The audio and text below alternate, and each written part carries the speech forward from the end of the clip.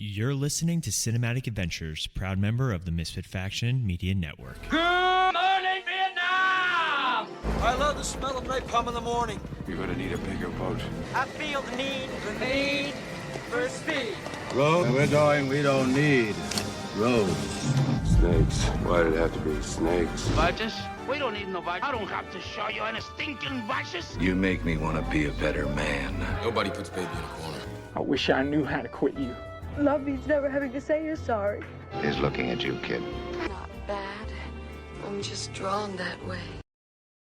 Hello, everyone, and welcome back to Cinematic Adventures. Don't forget, if you guys are listening to us on the go, you can find us on Podbean, Apple Podcasts, Spotify, iHeartRadio, basically anywhere you get your podcast. If you want more of our content, you can also find us on our website, themisfitfaction.com. There you find links to not only this show, but some of our other shows that still exist, called MF Uncensored and the Multiverse Fancast. As always, I'm one of your hosts, Paul. With me via the Zoom studio and from your mom's diary is Sean. Sean, how are you today? I'm just wonderful, Paul. How are you? Miserable, sir. But we are excited to be back. It's been probably about 2 months, 3 months, 7. I don't know. Have we done an episode this year? The last episode we did was Bedazzled, starring Brendan Fraser and Elizabeth Hurley. I'm pretty sure we're closer to the release date of that movie than we are to an actual episode that we released. Anyway, I don't know if the math is math in there, but here we are. So yes, it's been a busy couple of months. We got a lot going on, but we are finally back, and we are going to talk about, much to Sean's excitement and delight, we are going to be discussing an actual comic book movie here on Cinematic Adventures because of behind-the-scenes reasons that I don't want to get into. But here we are, and we're excited. Let's do this. Sean, let's do it. It is the start of a new era, a new chapter, a new saga, a new universe even, and it is being dubbed the DCU. Very original title, the DCU. Unlike the MCU, they're different. They're totally different.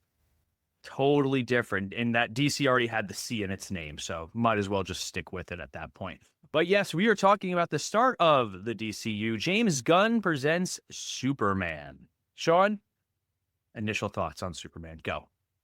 Initial thoughts. Well, this is a movie that we were obviously waiting, for. It's a character that we all know is, near and dear to your heart. And, I may sit here and joke with you on how Superman has been screwed and, mishandled in film over the last, however so long. But I was happy to be able to see this movie in a theater, with you and, both enjoy it and really, walk out of it going, okay, this is a start. Let's see where this goes. It's not set in stone that this is, going to be, probably amazing or not. We don't know.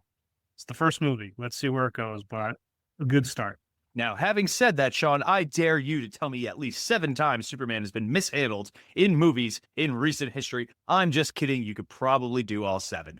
But let's rewind a little bit. So the DC Extended Universe, as it was formerly known, the DCEU, came out when it was Man of Steel. Man of Steel was 2013? Oh, my God. It was after Dark Knight Rises, so yes. Dark Knight Rises was 2012, so 2013, 2014. So it was a while ago. Wow. Been over 10 years. Yeah. Been over 10 years. The DCEU came out at a time where Marvel was at its peak, was at its strongest. It was pre-Endgame, but still, I want to say Avengers was already out. Just Avengers, what? Absolutely. 12, I think it was Avengers. Captain America, Winter Soldier, I think, had just come out when Man of Steel was coming out. Look around that same time. Batman vs Superman came out the same month as Civil War. Yeah, that's right. So DC, in their excitement, we'll call it, to make money. Warner Brothers is notorious, like many companies, corporations. At the end of the day, they want to make all the money, and at the time, Marvel was making all the money, a lot of money, all of it. There's no competition. I want to say that Marvel did not create the cinematic universe, but it did perfect the formula for a long time, and it was the definitive cinematic universe for an entire generation. Like, I know we, as movie fans and movie buffs, we go back in time. Like, you look at Cinematic Adventures, like, you can argue that Abbott and Costello was a cinematic universe, like they had all these like the Universal monsters, all that. But I see where you're going with this, and Marvel was the first to really plan something this, crazy, drawn out, schedule of movies to make them all work, to get all these actors signed on, to, whether it's a 5-minute cameo in this movie and then the star of this movie. I mean, they were the first to really set it in stone and actually pull it off to an extent that, it's still going on today. I mean, not to the success I think that it was, but it's still going on. Yeah, crossovers were nothing new, and that's what they used to be. They used to be just called crossovers, where characters crossed over. They happened. I think television, it was much more popular to do crossovers than movies. Like, I still remember, like, they had the big Law and Order events. Like, they would do like a big Law and Order. Oh yeah, SVU, regular Law and Order, and Criminal Intent would all be in one episode and stuff like that.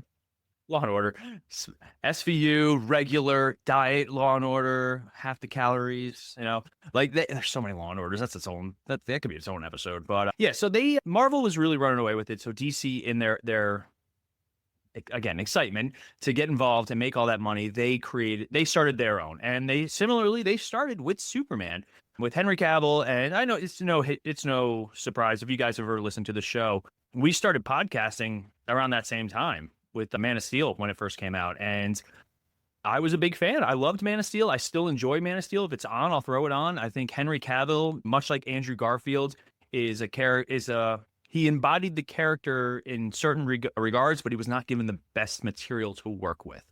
I think you also forget that Christopher Nolan was a huge factor in this. I mean, we had just come off the Dark Knight trilogy, which was arguably one of the biggest money makers for Warner Brothers history, and to attach his name, even though I don't think he really had much to do with Superman, but just to attach his name to Man of Steel was like a big thing. Oh yeah. Oh wow, we're gonna now have a Christopher Nolan version of Superman? Really? Oh wow. And they stuck to that. I mean, they stuck to that realism, that not so red, white, and blue, comic booky feel. They stuck to the real world feel that the Dark Knight films gave us. And I just like you said, I thoroughly enjoyed Man of Steel. I still to this day think it's a great movie. We don't have to get into how they effed it up after that, but let's just stay at Man of Steel. It's a very solid Superman film. Yeah, I would say if you looking back at the DCEU, and maybe we'll do, like, once there's a little bit more DCU to compare it to, maybe we'll do some sort of comparison episode. Looking back at the DCEU, there are some great movies in the DCEU. You look at, like, Man of Steel, Shazam still holds up exceptionally well. The first one, not the second one. Aquaman. First Wonder Woman is a great movie. First Wonder Woman, Aquaman, surprisingly. I'd even say I liked Birds of Prey for what it was. I think it was a fun movie. And then there's the whole Suicide Squad debate about, like, there's the Ayer purists who love the first one, who want to get the Ayer cut, which they'll never do. I know. And then there's the ones who like the James Gunn version, and that's where we're also going to talk about that too, because the DC universe is so confusing. And this is coming from a guy who always said that audiences were smart enough to understand it. Now, one of the big reasons that we are releasing this episode now, as opposed to when we did talk about it when the movie first came out, trying to find some time to do it, but at time of recording, it is Friday, August 15th. Tentatively, this episode is getting released on Monday, August, whatever day I release it. So the digital release has just happened, and a lot of people were like, why is it happening?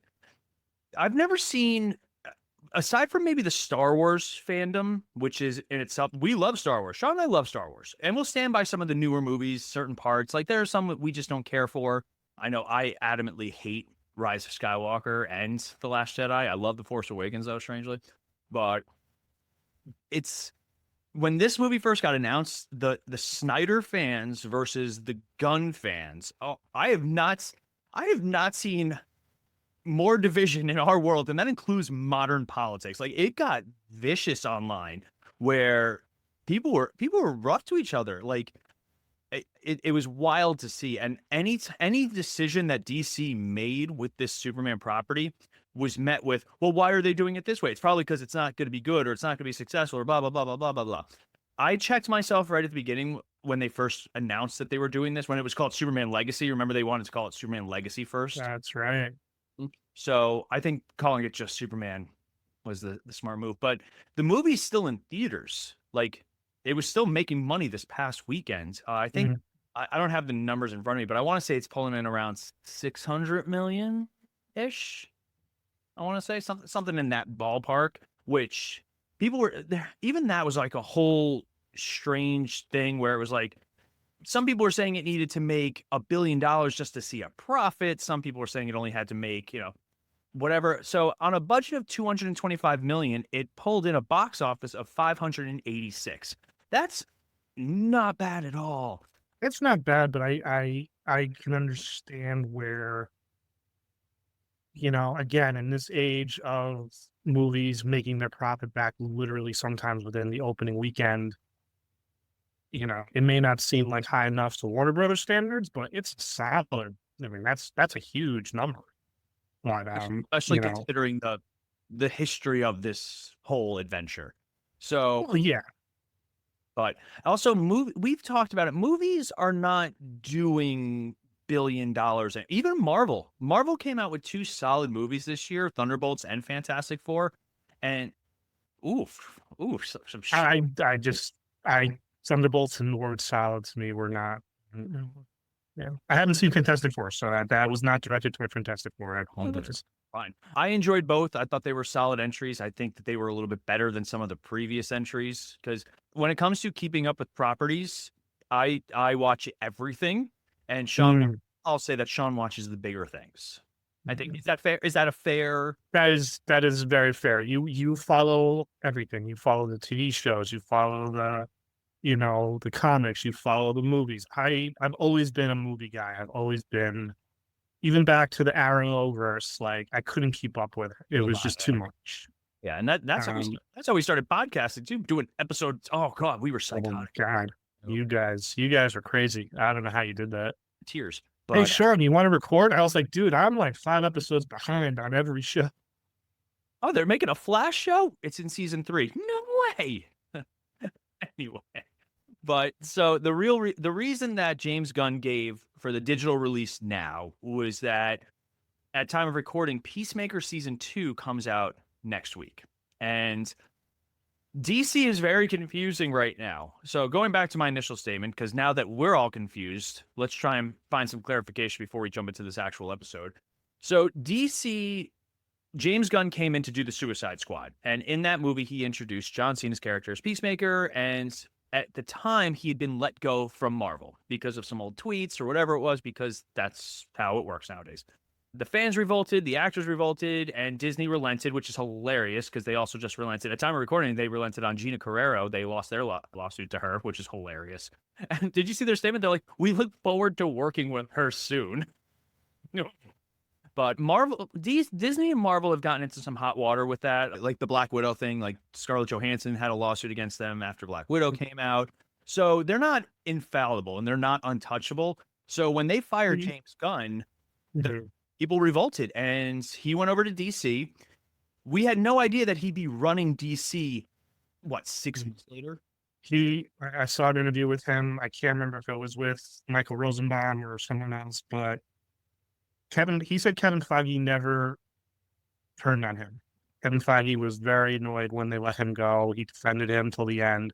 And even the head of Disney at the time, or I can't remember who it was, he regretted the decision like right after he made the decision. So it was like pretty clear that he was going to get his job back at Disney quickly. It's just that Warner Brothers swooped in very quickly and was like, hey, do you want to do a movie for us? And he has this great thing where he tells Kevin Feige, he's like, yeah, I already agreed to do something for Warner Brothers, so you're going to have to wait for Guardians 3. And he goes, are you directing Superman?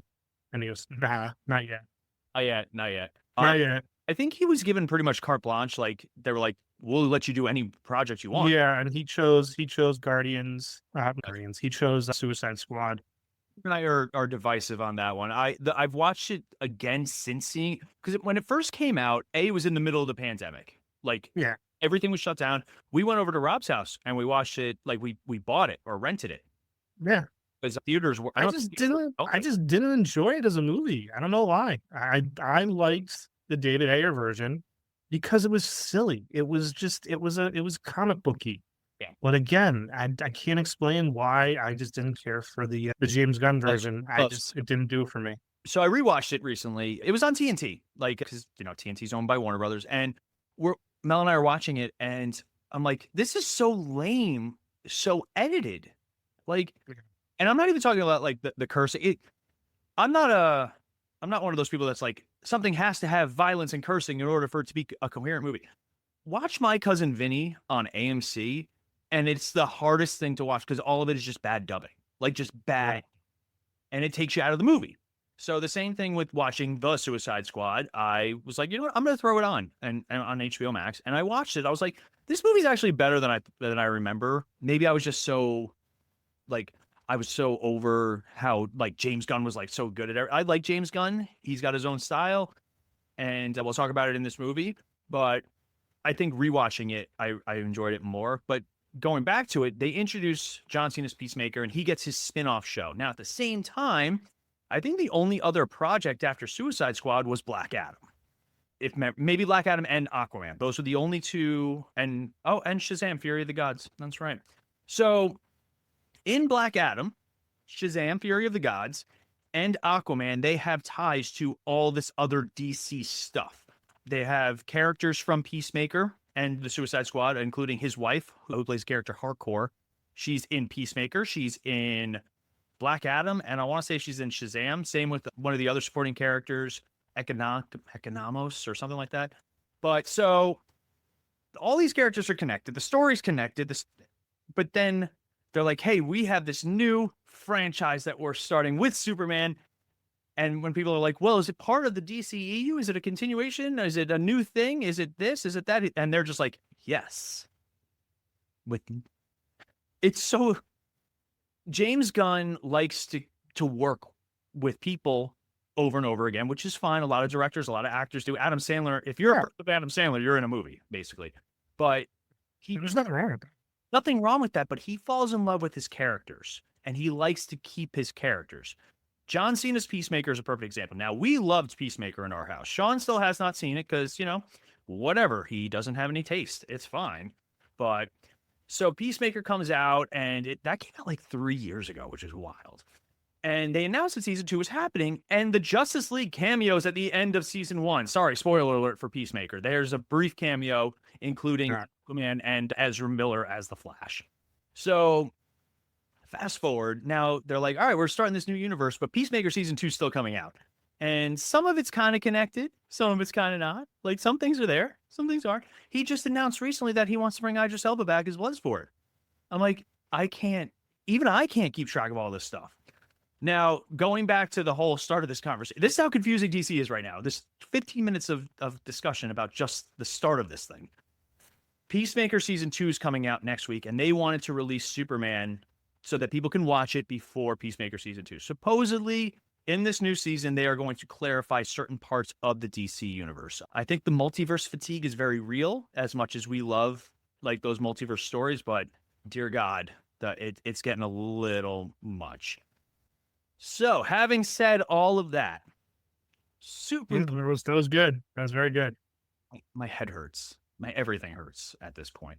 So, let's jump into James Gunn's Superman. There will be full spoilers because now the movie is out on digital. So, if you haven't seen it in theaters, it's now available for you to buy. I think renting is beginning of September or end of August, something like that. You can rent it. But here we are. Superman. Sean, you talk for a few minutes. I'm tired. Yeah, what do you want to start? Well, we're not going to do a full plot breakdown of this movie. Let's start with this movie takes place in a well-established universe. They are not introducing people getting powers. They're not introducing origin stories. This was a solid surprise very similar to the Tom Holland Spider-Man. No, I sitting in the theater and there was an immediate like, okay, we're not getting an origin story here. Good. It's literally, he is Superman. He's already been on Earth for however long he's been on Earth, and he's been Superman for as long as he's been Superman. Okay, great. And it really just jumps right into that. jumps right into the conflict of, he is, part of the world loves him, part of the world doesn't understand him. Is he, do we trust him because he's an alien? We don't know. So that was a solid way to take the story right off the bat. You think that them starting off with the title card, or basically a Star Wars style crawl, where it was like, hey, superheroes have been around for this many years. Like, it's not new. This is Superman. He's considered the most powerful of them. And after he tried to stop a war, or he did stop a war, he then got his ass kicked for the very first time ever 30 minutes ago. Yeah. I thought it was a bold choice, and it made sense. It's funny because, like, when they were releasing the trailers, we did not know too much about this movie. Yeah. They kept it pretty hush-hush about what the plot line was going to be. We just see, obviously little scenes of and Nicholas Hoult, Rachel Brosnahan. That was it. There was no, like, significant scene that was in the trailer that you were like, wow, I cannot wait to see that on the big screen. Even I think you saw a few clips of Nathan Fillion, but that was it. I mean, seriously, I don't remember seeing much more than that. Even Crypto, you saw a little. I was surprised. I was honestly surprised they had Crypto in the commercials and the trailers. I thought that would be more of a surprise to have people, but they were standing by it. And Crypto was a bold choice, I have to say. I really thought Crypto was going to somehow ruin this movie, but it didn't. Yeah, I gotta say, having them embrace the fantastical right off the bat, that's like if Iron Man had started off with him using nanotech as his suit. Like, that's how to that level of fantasy right away, I think made the movie feel like its own, and it made that they can make some bigger choices. Now, David Corenswet as Superman. Let's talk about him, because I will say I really liked him. I didn't know too much about him to begin with. He embodies the more emotional characteristics of Superman. I will always say that Henry Cavill physically is a pure embodiment of Superman. Like, again, we've seen Henry Cavill do more charming roles, like the Man from U.N.C.L.E. I always refer to, like, because the biggest complaint about his Man of Steel and his Superman was that how dark and brooding Superman was. I will say that Man of Steel and this movie have a very similar plot. Like, or at least similar themes, where it's Superman is a being on this planet with unfathomable power, and he gets involved. He stops a war. And I love the scene with him and Lois Lane where she's interviewing him, and she's like, you acted as a representative of this country. He's like, I wasn't representing anybody. But she's like, you were. Like, that's you live here. You're part of our country. You're our world. So it's interesting to bring that dynamic where it's like, because again, I was watching Batman vs. Superman was on the other day, and Sean and I love to argue because Sean wrongfully believes that Ben Affleck is the worst Batman. But I wouldn't say worst. He's just not as good as everyone else. See, I'll even argue. I think Christian Bale's a terrible Batman. He's a terrible Batman in the best written Batman movies, though. It's the opposite. It's like the opposite. Sure. Anyway, before I get lampooned on social media for that one. So for me, like, I was watching Batman vs. Superman, and the whole concept, they do an entire montage about whether or not Superman should be involved in the world and what he should be doing and how he's held accountable. It follows a very similar theme. And we get Lex Luthor, played by Nicholas Hoult, who just, for no reason, he has no reason. He's just like, I just don't like him. And I'm rich and crazy. And it's awesome. I think that having such a simple hater plot was the funniest part of this entire movie. It wasn't drawn out. There was no hidden agenda to Lex Luthor in this movie like there was in Batman vs. Superman. Mm-hmm. We always joke that Jesse Eisenberg, it was the Mark Zuckerberg Lex Luthor, the way he looked. But, he was like, you don't know about this guy, he's planning something, but we don't know what it is. Boom, we know. Okay, I hate Superman. I'm going to do all my power to show the rest of the world that he is not what he says he is. Yeah. I'm going to do a lot of evil things to prove that, but I don't care. We have And a lot of interesting Lex Luthors, and like even in Superman the movie, Lex Luthor doesn't have a problem with Superman, like at all. He's not out to get Superman for the entirety of the movie until Superman gets it his way. Then you have Superman Returns is more of a revenge story where Kevin Spacey, who's same Lex Luthor, but now he's just like, I'm out to just pay back Superman. Like, here we go. Batman vs Superman, you get kind of the extended cut does a little bit better, where he's basically manipulated by Steppenwolf, you find out, and it makes it make more sense. But I'll always say, as much as I love the director's cut for the Snyder's cut, if you need a longer cut to make your movie make sense, you got other issues. So, but going to this movie, it's funny. This Lex Luthor, you only see him doing Lex Luthor or Luthor Corp stuff in like one scene where he's at like the meeting with all the defense guys, like, hey, I can contain Superman. I can, protect the planet. The rest of it is it's just him yelling out numbers and letters, which has become 4, 3, 7, see, 1A, 1A. But his plan is very strange. Like, I couldn't even tell you what his actual plan was in this. It's really just to get rid of Superman, and he uses Superman. It's a very comic booky. It's a very comic booky plan. Yeah, like after leaving this movie, I walked out of this and I was like, you know what? This movie to me perfectly embodied a comic book. Mm-hmm. It was over the top a little. The villain was a little over the top with the plan he had, and I was like, this should have been Superman Returns. Yeah, this movie should have been what we got 20 years ago in 2006 for the Bryan Singer movie. Like, this would have been the perfect follow-up to the Christopher Reeve, films. And this would have been, the great first reintroduction of Superman, but we didn't like it. So let's talk about that, actually. So you mentioned Christopher Reeve obviously sets a high standard for the character of Superman. David Corenswet comes in, and I remember our first looks at him, people hated, myself included. I was not a big fan of his costume the first time we saw it. And obviously, like I said, Henry Cavill looks like super huge.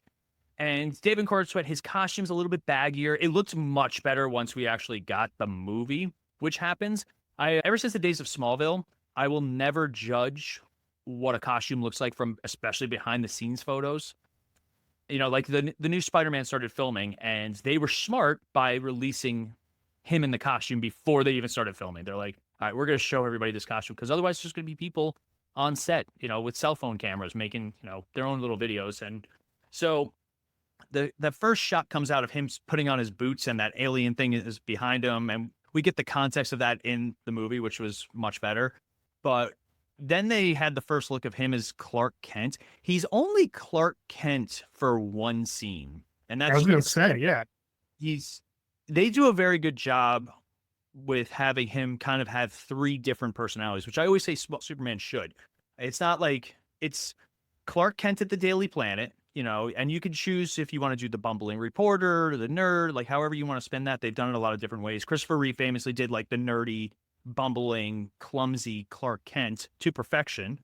Then you have Superman, and then you have the character of Clark Kent when he doesn't have to put on a facade. And you get all of these examples. You get him at the Daily Planet, you get him as Superman, and then you get him and Lois Lane during that interview scene, or before the interview starts, where he's like that combination. And he does a good job of making that transition. We saw it in the first trailer where he deepens his voice and he stands up a little bit differently. Like, I think he did a very good job embodying all those aspects. And like I said, he does a great job with the emotional part of Superman. And obviously the monologue he does at the very end. With the movie coming out on digital, they've been done a lot of like behind the scenes stuff. And there's a great thing of him and James Gunn actually arguing about that monologue, about, his monologue to Lex about being human. And I think David Corenswet actually won out in the end, but I think he did a good job. I really do. And I think, he did a good job not emulating Christopher Reeves. Like, unfortunately, Brandon Routh had to emulate Christopher Reeve because it was a reboot quill. Yeah, I think that was the problem. And obviously since then, it's been totally different. Mm-hmm. Each performance, which it has to be. You can't copy. It's very hard to copy someone. And then that's why I think Brandon Routh gets a lot of, flack. Well, he doesn't deserve the flack. No. That's what he was hired to do. And he got his comeuppance, or he got his kind of fame, or his due paid to him in Arrow when he reprised the role. Yes. And oh god, that I will still say that is probably one of the best Superman suits that they've ever put to film. Oh, that was the George Reeves. No, the George Reeves suit? the Kingdom Come one. Ah, okay. But and then Tyler Hoechlin wore the Fleischer one, which those are the two That's it. greatest Superman suits ever put to film. I'll stand on that pedestal. What did you think about his super suit in this? Red trunks? Trunks or no trunks? Trunks. Yeah. I thought it again, it brought it back to the original and the comics with the red trunks. I remember when they got rid of the trunks for Man of Steel. I don't remember it being that big of a deal, but bringing them back, I thought it worked. Yeah. And I think if they ever want to update the costume or do a new costume, they can always do it. You just need to have the right divider in the center, whatever belt he ends up still wearing with the suit. Like Henry Cavill's Man of Steel suit did have like a belt divider kind of thing. So it wasn't just solid blue going down, but I think it worked, especially in film. It did it for me. Then we have Rachel Brosnahan. Is that how you say her last name? Brosnahan? I believe Brosnahan, yeah. As Lois Lane. And we are very big fans of Lois Lane in general. We have had some great iterations of Lois Lane. We grew up with Erica Durance. She was kind of our Lois Lane, and we've seen her Superman and Lois and Clark. We've had some great iterations. Obviously, Margot Kidder. But I will say that Margot Kidder's Lois Lane was only strong in the first movie. Actually, scratch that. I will say she was at her strongest in the second movie. Yeah, and then really she doesn't appear in the third movie barely, and then giving her the fourth movie. Yeah, no. But again, it's it's the same as the character of Superman. It differs on the movies. Like, so then when we get to Superman Returns, and it's really, you don't know. She's sort of like a jilted lover in Superman Returns, and then in Man of Steel is the first time we actually get a Lois Lane who actually figures out that he's Clark Kent very quickly. Rather, Margot Kidder does figure it out in Superman 2, but Amy Adams was like, well, I know who this guy is already. Yeah, and you know what? I think we actually praised that at the time, that taking out the whole, like, it's good for comic books and it's good for long-term storytelling, trying to figure out the identity. Like, they gave up on it in Smallville in season 9-ish? She found I think season 9 is when she officially and then she didn't out tell who him it until was. season 10. But even in this movie, she knows who he is.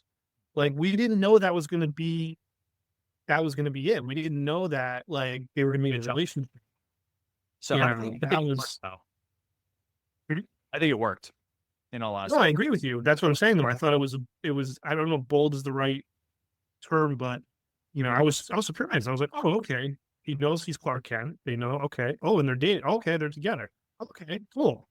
All right, done. The best way to describe this movie in terms of some of their choices were, it's like if I picked up a book of a movie that I already saw, or that's something I'm familiar with, and I opened to chapter 2.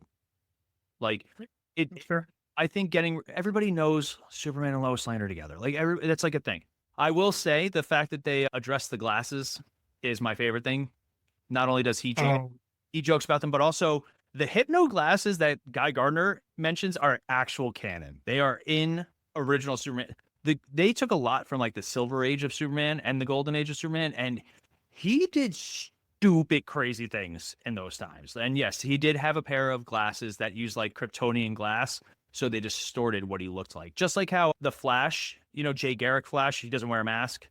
He would vibrate his face so that if somebody took a picture of him, it would come out blurry. Yeah. Nobody would know who he was. Like, just the comics were wild. Hence, they had to be, because you had to write like 500 comics a year.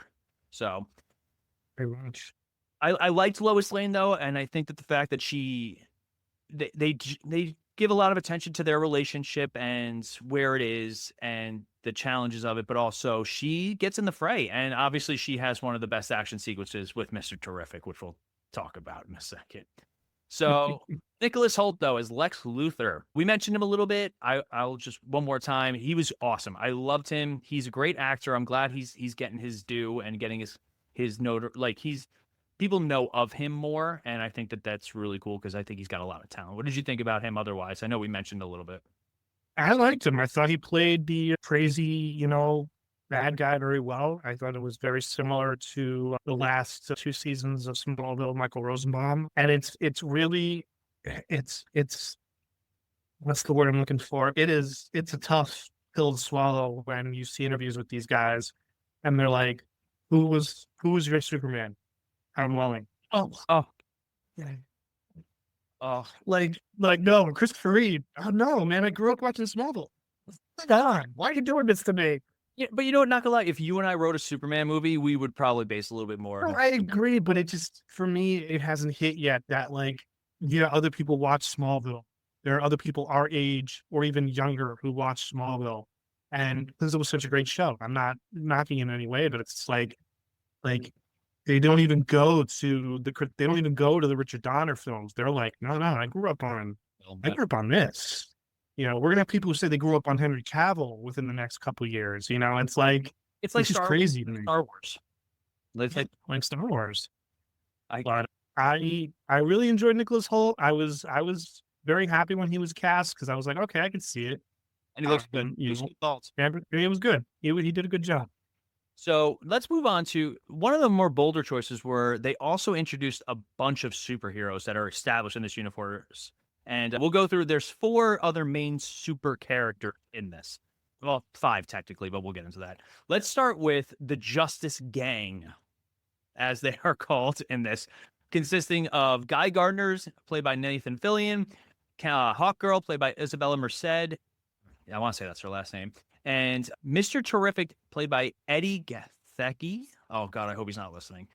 But they were awesome. And it was a bold choice to have them be introduced. Now, how familiar with them were you? So you're more of an average comic book movie goer. You usually, to me, I am familiar enough with all these characters, whether it's, some of them were on Smallville, some of them were in Arrow. Like they had Mr. Terrific in Arrow. Smallville and Arrow both had Hawkgirl. Guy Gardner, he was like the bad boy of the 90s Green Lanterns. And the fact that they did his bowl cut was wild. But what did you think of the Justice Gang?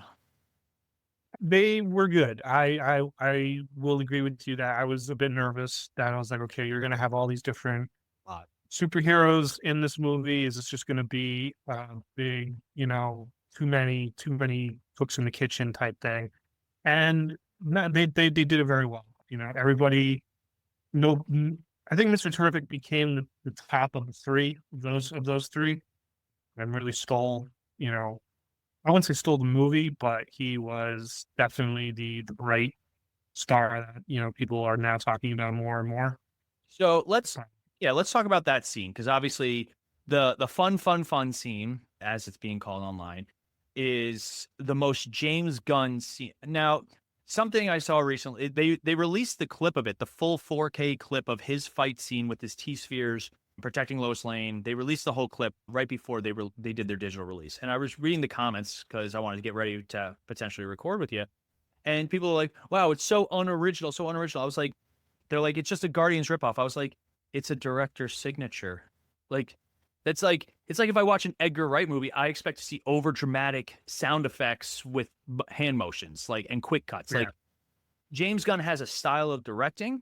I think he actually held back a little bit in this movie. Like you watch a Guardians of the Galaxy 3 and then you watch this, you could see similar style, but that's the only scene with any actual non-instrumental music. I got to say the music in this was fantastic. They did a lot of work with the Superman theme. I think it was smart to keep it involved. It's so iconic, but I loved the scene with Mr. Terrific and the T-Spheres. I thought it was a fantastic scene. It was a lot of well, it was you literally turned to me in the theater and this is the James Gunn scene. This is the scene where you're like, I now know who directed this movie. If you didn't know, now you know. And it worked though. It did. It was a great scene. It was an enjoyable scene. It was a fun moment in the film, to do that. And yes, you harken back to Guardians, and the first Guardians with all the music and that and stuff like that. But I thought it worked fine. Yeah. Guy Gardner, Green Lantern powers. Now, this is our first time seeing a live action Green Lantern since Ryan Reynolds Oh, yeah, that's true. I actually really enjoyed how they did the constructs for this. They not looked good, and I think having him just be normal, like in his little leather jacket type outfit, no green effects around him. At first, I was like, "Where's all like he should be glowing green and stuff." I think that they played it a little reserved with that, but the scene of him like just knocking tanks away, and it's just hands, and it's like a bunch of middle fingers. A, it's very Guy Gardner, but also B, I think that they did a good job where basically his ring just creates things. So. Yeah. In other iterations, they actually have it like the ring's attached to it. So like if he wanted to make a hammer, it would come out of the ring as like a big hammer and he would swing it. I was always kind of like, well, I wasn't a big fan of that. I like the idea of just making something. So he was a lot of fun. Hawkgirl, I loved Hawkgirl. I love Isabella Merced. She's all over the place now. She was very good in The Last of Us. But the screeching got really old really quick. Like time she would. And it's funny because we just had Hawkman in Black Adam not too long ago, and I really liked the way that they did him with his technology type stuff. But I will say she dropped the coldest line in this. There are two scenes in this movie that are super cold. One is Lex Luthor where he kills that guy. It was jarring. And then two is when Hawkgirl's got the prime minister or the president or whatever, and he's like, you can't kill me. You're like Superman. And she just goes, I'm not like Superman, and just drops him. Cold. Great scene, cold. And I like seeing that there are different dynamics of it. Because obviously throughout this movie, they do a good job of showing Superman like he's the Boy Scout, where even like that giant monster's attacking, he's trying to figure out how to get it out of the city and, try and not have to kill it. So I think that the Justice Gang in comparison with Superman, like you could tell that they work together, but they don't work together, if that makes sense. Another superpower being that we got introduced to was Metamorpho, who I was vaguely familiar with in the comics. Practical prosthetics, man. What did they say? How long was he in the chair for, probably? Can you hear? I don't know. Oh, there you are. He's probably, I would say, 4 or 5 hours in the makeup chair. Yeah, I mean, I think we've passed the 12-hour mark, so I think it's probably 4 or 5 hours with where we are now with those. Yeah, I think having it all practical looked really good. I didn't know that was the same actor who played Victor Zsasz on Gotham. Which is hilarious. I still have to watch Gotham. That's another show that I've never actually sat down and watched. Anywho, some of the other characters, we have Jimmy Olsen, played by Skylar Gisondo. Have you seen the other guys with Will Ferrell, and Mark Wahlberg? Yeah, back when it came out. So throughout that movie, there's a running joke that Will Ferrell's character Alan is just super attractive to women. Like women just love him. Yes. Apparently Jimmy Olsen's got some sort of pheromone skills because everyone in that movie was like, I'm in love with Jimmy Olsen. I enjoyed that storyline because it gave Jimmy Olsen something to do. He did a little investigating. I liked it. Yeah. Like when the Jimmy Olsen, we haven't seen Jimmy Olsen since Superman Returns. And, he was technically in Batman vs. Superman. Technically. I know. He died horrififically. But we got him in Supergirl. He was in. They did him in Superman and Lois after they decided to completely sever continuity. But this is the first big screen since Superman Returns. I'll agree. I liked him. I thought he was fun. And obviously he does help save the world at the end. I think it's lucky too. Yeah, and I love how he's like, Eve's so ugly. She's so terrible looking. I'm like, wait a second, what? Just because she has weird feet, which we never see, thank God. We also do have Eve Tessmacher, which is hilarious. And there is a character named Otis in it. Trying to think. And then we have, where is he? Wendell Pierce plays Perry White for 4.5 minutes. Yeah, I was very let down by how little he had to do. I'm wondering if there's more of him in like deleted scenes or something like that. Yeah. We have Michaela Hoover as Kat Grant, Beck Bennett as Steve Lombard. They were fun to have, and it's nice to see some characters from, and obviously Kat Grant was really big in Supergirl. Yeah, it was played by Calista Flockhart. Mm-hmm. Until they moved to the CW. Now, here was one that I was very surprised with. Bradley Cooper playing Jor-El, which basically just a cameo. And Angela Serafin as Laura. Now, again, let's harken back to Smallville, because again, as another thing people were complaining about online, they're like, they're making so many changes. I was like, Smallville did the same thing with the whole going to Earth to rule them. It's open to interpretation. Like Smallville had a whole storyline where Jor-El literally said to Clark, "Hey, you're there to rule, man. Like, you're a god. Be one." I thought that was interesting. I liked it. It added layers and depth to the character of Superman, where he based his entire life around this message of hope and being a hero, just to find out, oh, I'm also supposed to have sex with lots of ladies. Yeah, I'm supposed to, spread my seed and rule the world. My harems of half Kryptonian hybrids. Oh god, that actually, I thought that was really fun. And you know what? It does lead to one of the best scenes where he's suiting up and he's going to turn himself in, and him and Lois have their discussion where he tells her that he loves her. And one of my favorite lines, and it's such a Superman line. She's like, "You're going to turn yourself in for a dog?" And he's like, "He's not even a very good dog, but he's alone and he's scared." And like, it's just a very Superman moment. And yeah. And, obviously we mentioned Crypto. Crypto was a lot of fun. And I think having him be such a nuisance and such a menace actually works, because we've seen Crypto in other things. He's become a very popular Superman family member. And he's always been like a very smart, good dog, like, the Superman of dogs, basically. It was fun to see him as just basically Dennis the Menace as a dog, yeah. Pretty much just a puppy, literally a puppy that has no idea what to do. Yes. There are a lot of other characters in this. I don't want to go too crazy with just characters, but we had the Superman robots that were played by Alan Tudyk, Michael Rooker, Pom Klementov. We had a lot of characters. His wife was another one of the robots towards the end. We had Frank Grillo as Rick Flag Sr., which, again, Sean has not seen Creature Commandos yet, and he's not watching Peacemaker. So Rick Flag Sr. will be in this season's of Peacemaker. And it's in exact continuity with the Suicide Squad, where he's going after Peacemaker because of his dead son, played by Joel Kinnaman. Ooh, are there any other characters we had? Oh, there's one more character I want to talk about. Ultraman. So, Ultraman. Supergirl. Oh, we had Supergirl. Yeah, Supergirl was in this for an extended cameo. You find out that she's been off partying. Now, people lost their mind to this, too. They're like, but Supergirl. They're basing it purely on Melissa Benoist's Supergirl, which I get. She's a little bit more in the public zeitgeist. They're basing this Supergirl off of Woman of Tomorrow as a storyline where, she's kind of messed up. There's like 7 different versions of Supergirl. There's like Kara Zor-El, there's Power Girl, there's Matrix. They have all these different Supergirls. And in this particular version, she left Krypton as like an adult, and then there was like a time jump thing where basically Kal-El left as a baby, went his normal journey, landed as a baby. She left as a teenager, so with full memories of her planet and all that, and something happened where she like time jumped and landed on Earth as a teenager. So that's why Superman's older than her. It's timey-wimey stuff. But she remembers all of Krypton. So imagine remembering your entire planet and civilization and family just dying. So they're going more of like a survivor's guilt, coping in the worst kind of ways.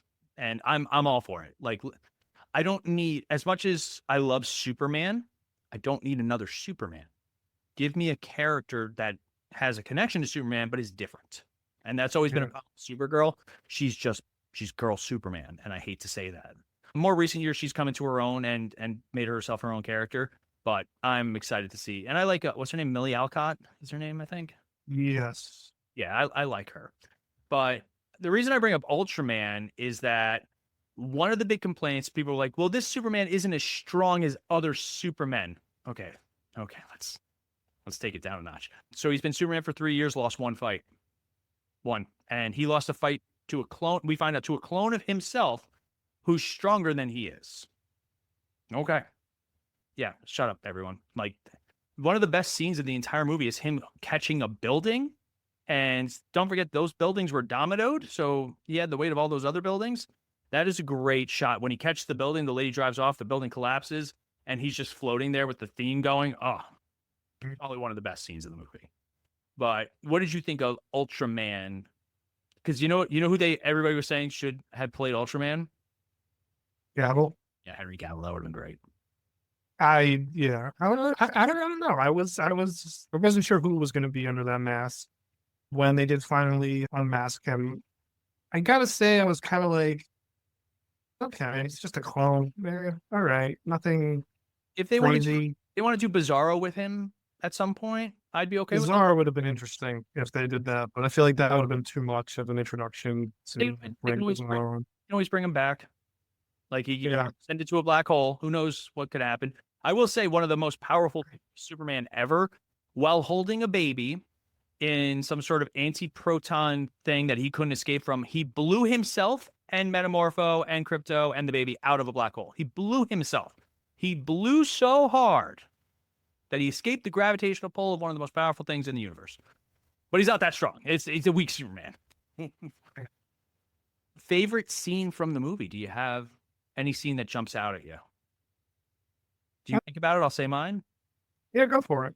My favorite scene or my favorite moment in this movie is after he talks to his dad on the Kent farm and they're like, hey, turn on the news. And you see the war that's happening and you see the people that he had saved raising the Superman flag, and then they start cheering for him. I don't know why. That scene hit me in every possible way. That is the most Superman thing ever. And the fact that he's sitting there watching, and it's a moment of validation where it's like, hey, the world does need Superman. They do believe in Superman. Don't let this one isolated thing defeat, the concept of Superman. And it's just and everybody, like all the other Justice Gang members are seeing it too. And it inspires Metamorpho to jump into the fight. And I really liked his powers too, the way that they did it. But I got to say that scene is probably one of my favorite. And obviously I love the monologue he gives to Lex Luthor at the end. It's just so good. Yeah, I really enjoyed the interview with her, and when she sits him down and says, pretty much interviews him like, a straight out, interview would be. And it was the first time I think we've ever seen Lois Lane do that. Yeah. I mean, it's the first time where, you're listening to her and she's just like, this is what half the world thinks of you. This is not me. This isn't me. I'm just asking you as a reporter.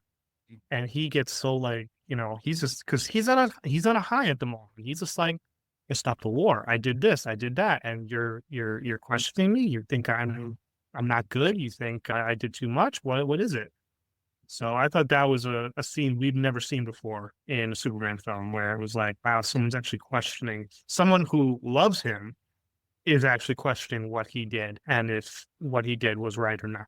Yeah. And she challenges him too. Like, and he can't keep up with her, which is hilarious. No. And I think that's one of the better Lois Lane moments we've had, where it's like, okay, this woman can hold her own. This woman is really good at what she does. That's what people forget. I'd like to see her interview, like do more of that. Like if they're going to do like an HBO Max show, I would love to see like a Daily Planet one. That'd be fun. Like a limited series type thing.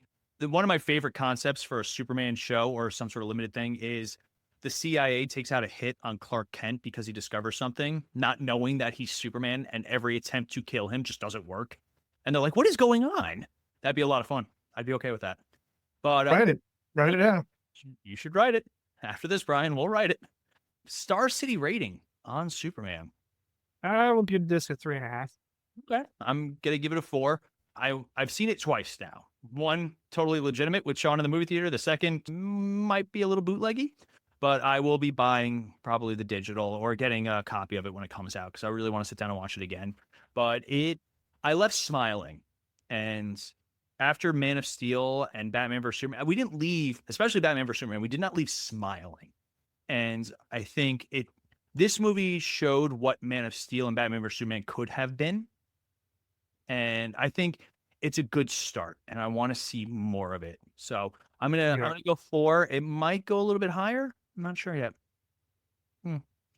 But we'll ask all the fans that are still listening to our show somehow, because this will come out at some point, this episode. We'd love to hear from you guys. You can leave a comment down below. If you're watching on YouTube, leave a comment. And we'd love to hear your thoughts on not only Superman, but also the future of the DCU as it stands right now. Not the DCEU, the DCU. Just the DCU. Just not the E. It's not extended anymore. It's just regular. No, just regular. Just 1 calorie, not extended enough. But anyway, I think that's going to wrap us up for today. If you guys are looking for more of our content, again, our website, themisfitfaction.com, still up and running. There will be a written review of Superman after this episode. I'm actually serious. That is the thing that's going to happen. So make sure you guys check that out for more thoughts. And you can find us on some of our other shows, Multiverse Fancast, MF Uncensored, on YouTube, TikTok, Instagram. Type in the Misfit Faction. Odds are you'll find some of our stuff. But I think that is going to wrap us up for today. As always, I'm Paul. Sure. And hopefully we'll see you guys soon. Hopefully. Bye.